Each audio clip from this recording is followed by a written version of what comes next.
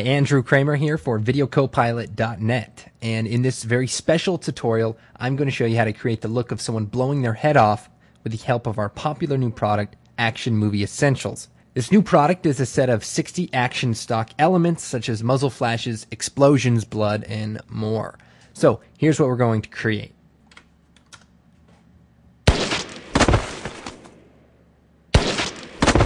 Let's go ahead and get started. What I have here is this suicide movie, and basically what it is a shot all by itself of our actor, my friend Tino, pretending to shoot his head off. And what we're going to do then is create a new composition, so I'm going to drag it into the Make New Comp button. Now the first thing I'm going to do is probably the last thing you were thinking of, and that is kind of cut his face out using a mask. So the first thing I'm going to actually do is motion track this shot. Later on, all of our other elements then can be linked to this motion tracking data. So what I'm going to do is just change the workspace to the motion tracking workspace, and I'm going to select the layer and choose track motion. And then I'm going to hit rotation also, and then I'm going to hit the tilde key over this part so I can bring it up. Usually I have more space, but right now for the tutorial, So what I'm going to do is look for 2 points that do not get covered by him or his gun during the shot. So I see a couple of spots over here that may work for the left one, perhaps this point here. And then maybe this telephone wire up here. So let's just drag this one right over here. And the default size should work fine. What I'm going to do now is hit the Analyze Forward button. Oops, let's try that again. Try there and right there.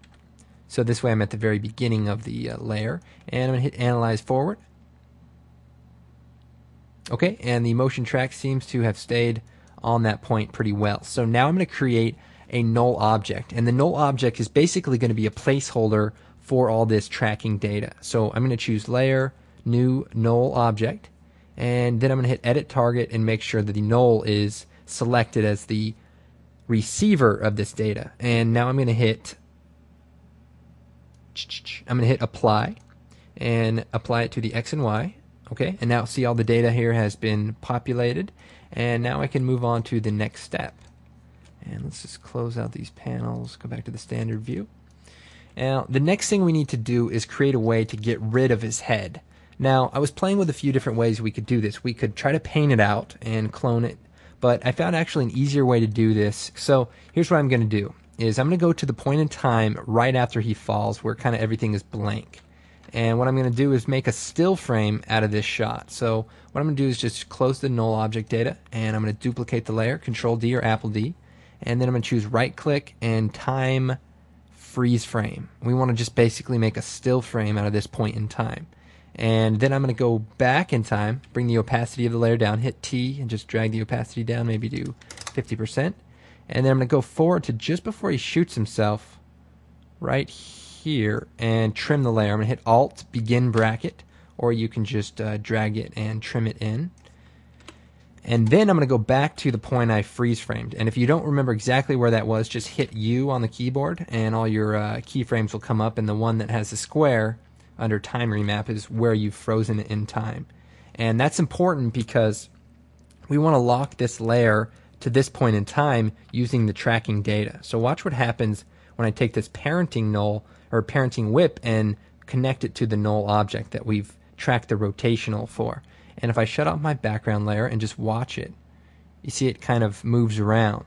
Now if I turn my background layer on, you can see that it kind of moves around right against the background layer. So why is that going to help us? Well, I'll show you.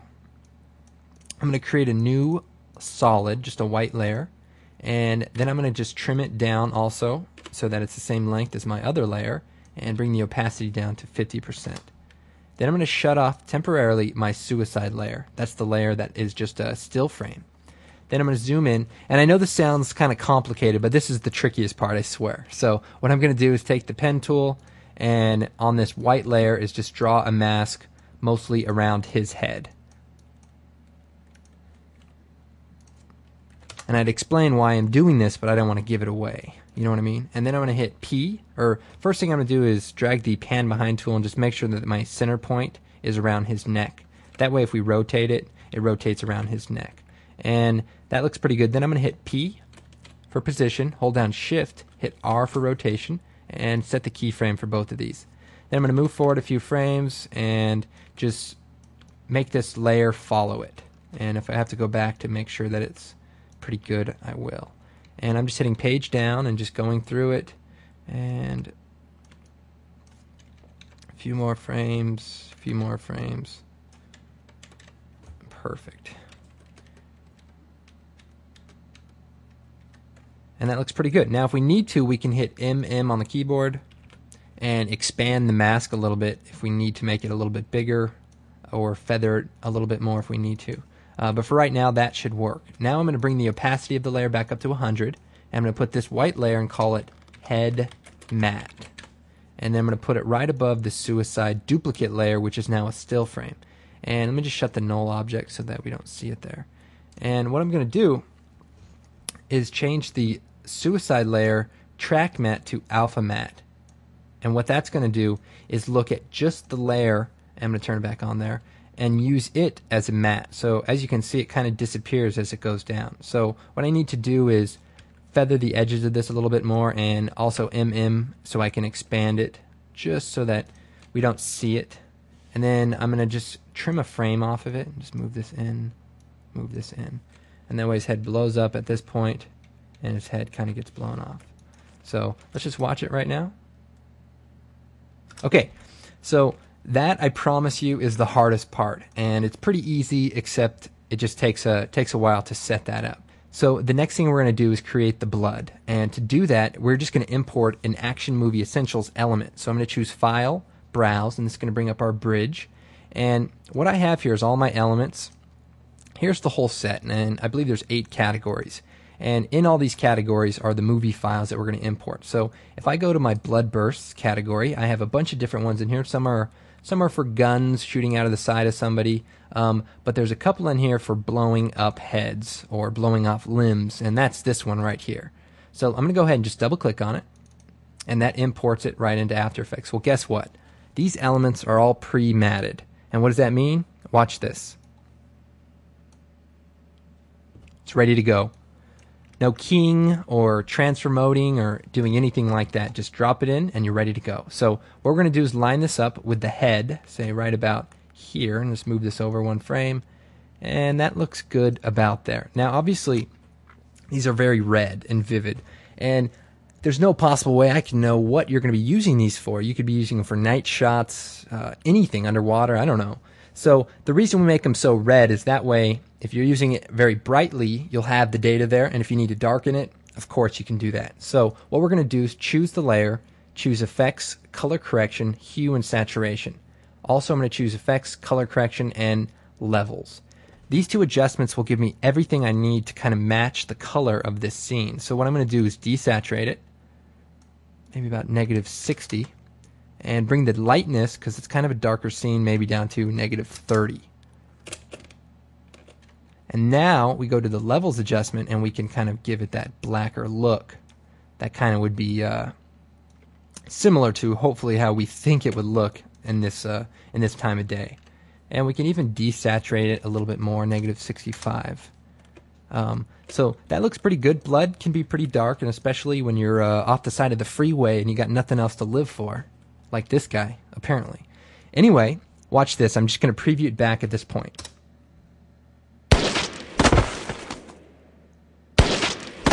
Pretty cool, huh? Now let's go ahead and line this up a little bit better. I'm going to move it to just here. Okay, so let's go ahead and add that muzzle flash. So I'm going to go back to the browse and pull up the muzzle flashes. And there's a few different ones in here, but I'm just going to take the first one here, the 9mm one. This is actually shot with a real Beretta 9mm. And just double click again, and that'll import it. And if I go back to my project, I can take this 9mm and drag it right on top of all of our layers here. And then if I just line it up, shrink it down just a little bit, I can have it coming out of the gun. Now the problem is it's on top here, and that's okay. What we're going to do is choose Effects, Transition, Linear Wipe. And the linear wipe is basically a transition, but we're going to cheat and make it -90 and just shrink it so that it looks like it's kind of behind the side of his head. And let's just feather the edge of it a little bit. And let's change the transfer mode, F4 if it's not up, to additive. And that looks pretty good. So it just kind of shoots off there, and we can feather it a little bit more or extend it depending on what we're trying to do.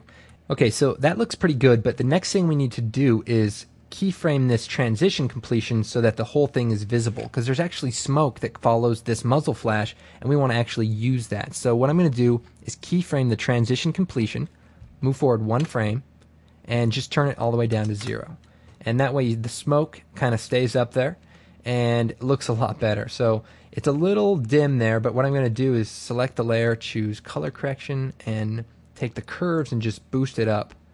And that way you can kind of see the remnants of the smoke there. Now, when you shoot smoke out in a spot, watch. If we just watch it, the smoke kind of does what it does, but it doesn't follow the shot very well. But that's easy to fix now that we have tracking data. So all we do is parent this layer to our null object, which is our tracking data layer. And now that smoke will just kind of hover in the air where it first was emitted in the gun. So check it out.